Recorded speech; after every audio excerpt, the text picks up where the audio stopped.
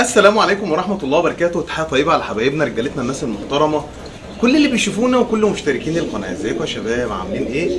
اتمنى يا رب تكونوا بخير. حبايبي رجالة، يعني اللهم لك الحمد، ربنا يبارك فيكم.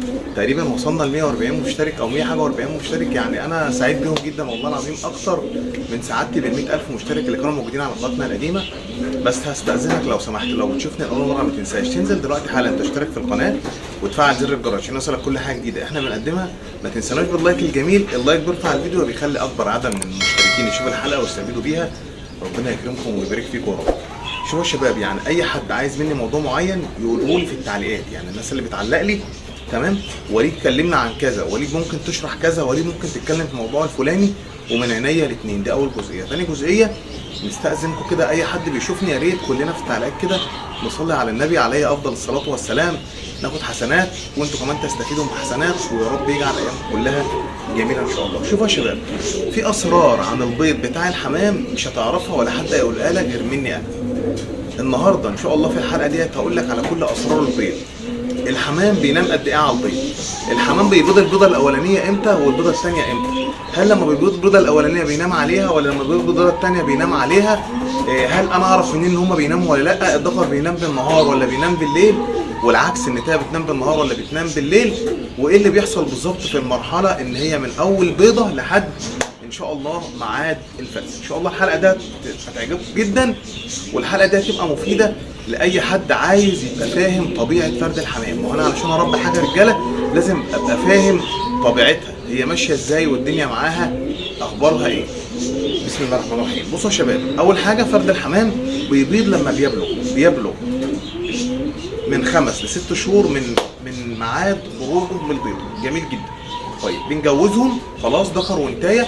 الحمامه رجاله بيبيض بيضتين. اول بيضه لما بيبيضها بطلع انا مثلا السلاكه افضل ابص كده هو الجوز مش نايمين ليه على البيضه، تمام؟ ودي النقطه اللي انا هقول لك عليها، ان الحمامه رجاله لما بيبيض بيضه واحده ما بيرقدش عليها، بتلاقي النتايه واقفه كده على طرف المحضن كده بتتابع البيضه. دي اول جزئيه. تاني جزئيه، النهارده مثلا وليكن هنفترض ان فرد الحمام بيض النهارده السبت اول بيضه، النتايه بيضت اول بيضه يوم السبت، ما بتنامش عليها. طب بتبيض البيضه الثانيه امتى يا وليد؟ بتبيض البيضه الثانيه يوم الاثنين بعدها بيوم يا شباب، يعني بيضه يوم السبت وبيضه يوم الاثنين. لما بتبيض البيضه يوم الاثنين بتقوم ترقد على البيضتين. كنا زمان يا رجاله فاكرين ان النتايه بتبيض البيضه الاولانيه، يعني مثلا النهارده مثلا دي البيضه الاولانيه فبترقد عليها، تمام؟ فلما ترقد عليها فيقول لك ايه؟ ده هي البيضه الاولانيه هتطلع قبل البيضه الثانيه، علشان كده لما تبيض اول بيضه خدها واركنها في اي مكان عندك كده، حطها في درج ولا حطها في اي حاجه، وبعد كده لما تبيض البيضه الثانيه حط لها البيضتين مع بعض، او حط لها بيضه بلاستيك لحد ما تبيض البيضتين، علشان نضمن يا وليد وبنسبه كبيره ان هي تنام على البيضتين في ساعه واحده، فالزغلولين يطلعوا مره واحده، وبالتالي فتاكل الزغلولين يبقى متاكدين ان هي لبنت. وده كان فكره غلط يا رجاله، احنا مش فاهمين طبيعه فرد الحمام صح. فرد الحمام لما بيبيض البيضه الاولانيه يا شباب ما بيرقدش عليها. فرد الحمام في حاله واحده يرقد على البيضه الاولانيه، وهو لو مش هيبيض البيضه الثانيه. الله، الحته دي حلوه قوي قوي قوي قوي، ركز معايا تاني بقى. يعني معنى كده يا وليد ان انا لو عندي مثلا وليكن الجوز دول ولقيتها باضت بيضه ونامت عليها، مش هتبيض البيضه الثانيه؟ بنسبه تتخطى ال 95% مش هتبيض البيضه الثانيه ما دام نامت على البيضه الاولانيه.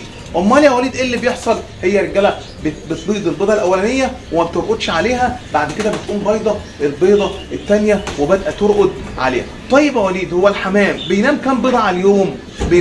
بينام كام يوم؟ بقول بينام كام بيضه على اليوم؟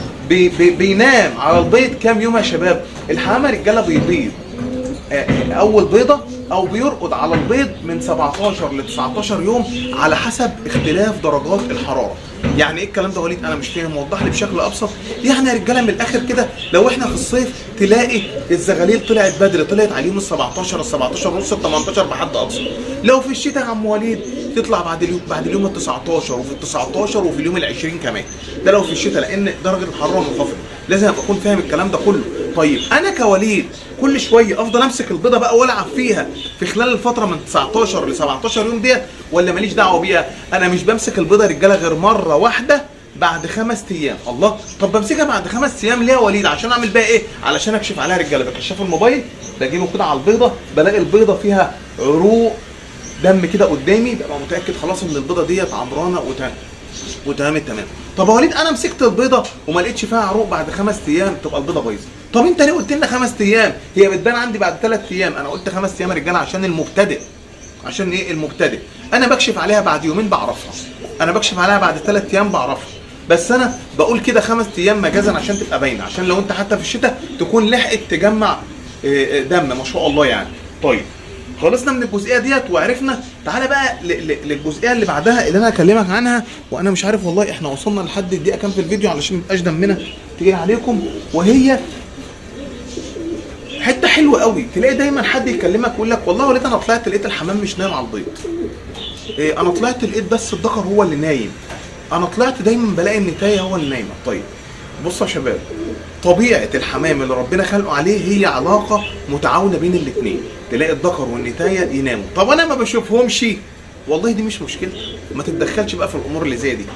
انت اللي مفروض من حضرتك تطلع. هو فرد الحمام لما بيحس بيك لو هو فرد خفيف شويه مش زي الحمام اللي هادي قدامنا ده اللي نايم على البيض وراقد، تلاقيه يبدا يقوم من على البيض. طب انا المقياس بقى اعرفه ازاي ان هو نام ولا ما نامش؟ ايه يا عم، امسك البيضه كده بالراحه وحطها على خدك، لقيتها دفيانه يبقى فرد الحمام نايم عليها. اصل انا يا شباب البيضه يعني مش هتبقى مولعه، مش هتطلع دخان يعني عشان نايم عليها، ده طير قد كده نايم على بيضه قد كده. طيب تعالى للنقطه اللي بعدها، او خلينا الاول نقفل النقطه ديت. يبقى انا كوليد ماليش دعوه بفرد الحمام، هو مين اللي بينام ومين اللي ما بينامش، المهم عندي ان هم بيناموا.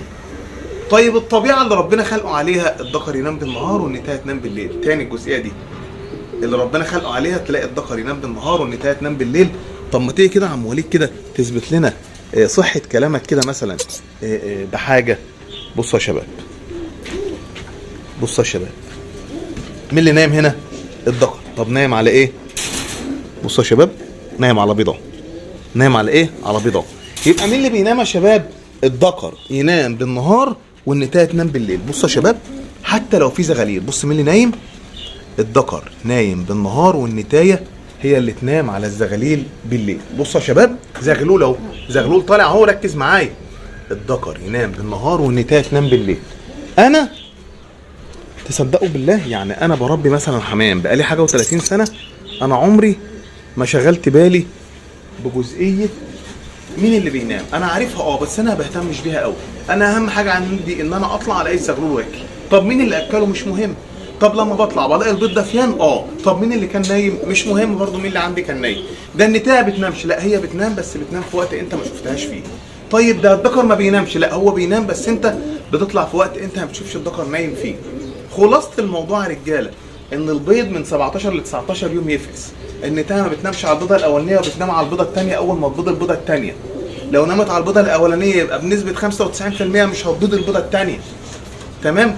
الحمام فاهم كويس هو بيعمل ايه، رجع دايما كل حاجه لطبيعتها. لما احب انقل البيض بنقل البيض من اليوم يعني البيضه الثانيه، بقوم شايل البيضتين كده واقوم حاطهم تحت جوز تانيين وابدا احسب من يوم ما نقلت البيض 17 يوم الاقي البيض طلع تحت الحضان.